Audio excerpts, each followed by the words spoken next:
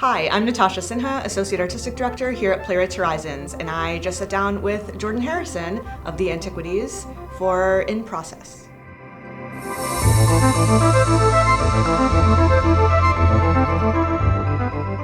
What's it been like to have these two brilliant directors in the room with you, and also having different approaches to, or different thinkings about technology and what it's doing to us as a culture? Yeah. Working with two directors is something that started as a convenience because I developed the play for 3+ years with David Cromer, and he hit this sort of scheduling traffic jam. Thanks, George Clooney, for that.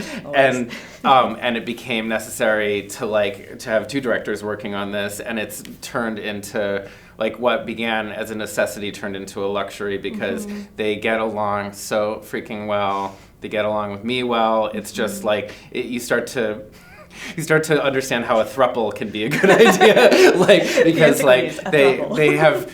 I feel like they can look to each other and think and sort of wordlessly say, "Is this a good idea? Sure. Did that suck?" They just have an easy way with each other, and it's been a treat to work with them so far. Yeah, there's a really interesting balance among the three of you when you're talking through an idea that I've sort of observed from the outside, especially in terms of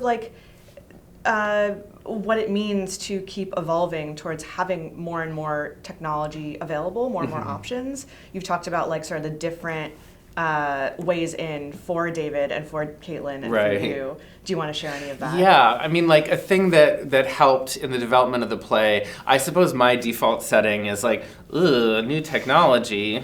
I still have my Hotmail account. It's not even always conscious. It's just a fear of the new.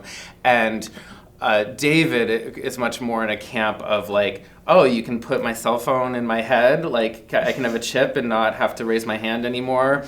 Bring it. I'm ready. Anything that's convenient. And that has been, in the 3 years of developing, it was a helpful tension because I certainly don't want the play to look like a screed against technology. I mean, and it is filled. This play is filled with people who are trying to change the world for the better, and some people who are capitulating. But it's all the different ways in which we've invited technology into our lives, and that hasn't. Mostly that doesn't involve mustache-twirling villains who are trying to eat our souls, or even put us out of work with AI. For the most part, these people are trying to make life better and safer, etc. So that's been a helpful tension to work with a director who is more trusting or more excited about technology, or maybe even just believes more easily that we're going to continue being humans, whether we're living in caves or or glittering skyscrapers. And Caitlin, it's too soon to say. I feel like she's a little bit Switzerland in terms of her technology relationship. She's maybe sits somewhere between us. Which is a different texture to intentionally bring into it. I mean, yeah, I always love hearing about that because you've talked about this and it's in the play that the technology itself was made by us, right?